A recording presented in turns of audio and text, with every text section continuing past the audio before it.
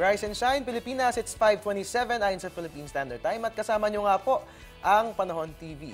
At para sa mga mag-anak na mamamasyal ngayong araw ng linggo, mahalagang malaman natin ang 5 AM weather forecast. Ang pag-asa ng sa gayon, alam natin ng weather at tayo pong lahat ay ligtas na makararating sa ating pupuntahan. Ayon nga po rito, ang umiiral po sa ating bansa ay ang southwest monsoon na partikular na nakaaapekto dito po yan sa atin sa Southern Luzon at ganun din sa Visayas. Para sa aasahang naging ng panahon, dito nga po sa atin sa Metro Manila, ganun din sa Calabarzon at sa probinsya ng Mindoro, Romblon, Marinduque, Bataan at Bulacan, makararanas po tayo ng maulap na papawirin na may moderate to occasionally heavy rains and thunderstorms na maaari mo na magdulot ng flash floods and landslides. So sa mga kababayan po ating nakatira sa mga nabanggit na lugar, iba yung ingat po ang ating gawin at mag-monitor po tayo sa lagay ng ating panahon ng sa gayon ay manatili tayong ligtas sa lahat ng oras. Habang dito naman po sa Visayas at sa natitirang bahagi naman ng Luzon, maaasahan po natin ang maulap na papawirin na may light to moderate rain showers and thunderstorms. Ang natitirang bahagi naman po ng Mindanao, makararanas po ng partly cloudy skies na may isolated rain showers or thunderstorms.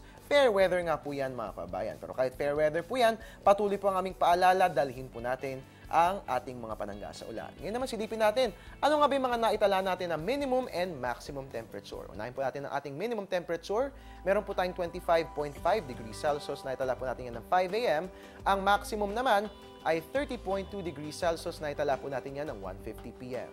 Para sa ating relative humidity, ang ating minimum ay 80%, naitala po yan ng 1:50 PM. Ang maximum naman po natin ay 97%, naitala po natin yan ng 5 AM. At kayo na nga mga kababayan, ngayon alam na natin yung kidlat, no? Napanood natin sa napapanahong kaalaman. Ngayon naman, mahalagang malaman paano nga ba tayo makaiiwas dito. Nang sa gayon ay lagi tayong ligtas at lagi tayong handa.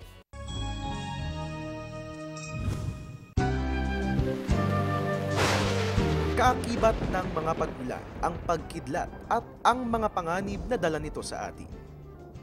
Para makaiwas sa disgrasya na hatid ng kidlat, lumayo sa mga konduktor ng kuryente katulad ng tubig, metal structures at electric at telephone lines. Ayon sa Pag-asa, mainam pagmasdan ang langit para alamin kung magkakaroon ng kidlat. Kapag namataan ang tinatawag na cumulonimbus clouds, pinapayong huwag nang lumabas ng bahay dahil ang mga ulap na ito dala-dala ang malakas na hangin, ulan, pagkidlat at pagkulog.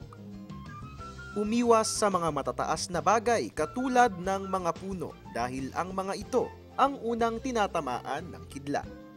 Kapag nasa isang malawak na lugar, mag-squat. Ipatong ang mga kamay sa tuhod at sa pagitan ng mga ito, ipitin ang ulo para matakpan ang mga tenga. Kung kayo ay nasa loob naman ng bahay, lumayo sa mga bintana, kable ng kuryente at water pipes. At higit sa lahat, palaging makibalita sa lagay ng panahon sa pamamagitan ng telebisyon, radyo, dyaryo at internet. At mga kababayan, matatagpuan nyo rin po online ng Panahon TV sa www.panahon.tv at pwede mag-send na inyong mga katanungan at litrato na lagay ng panahon sa inyong lugar sa ating Facebook page. Pwede nyo rin po kami i-follow sa Twitter at Panahon TV dahil pagdating sa weather updates, sa television man o internet, dito sa Panahon TV, tunay na walang pinipiling panahon ang pagbibigay impormasyon. At umulan o umaraw man, I'm the man. I'm your weatherman, Harry Bayona, nagpapaalalang tiwala lang. May tamang panahon ang bawat pagkakataon at mag-ingat po kayong lahat ngayong araw ng linggo. Magandang umaga. Ang programang ito ay hatid sa inyo ng Air 21. Sagot ko, padala mo.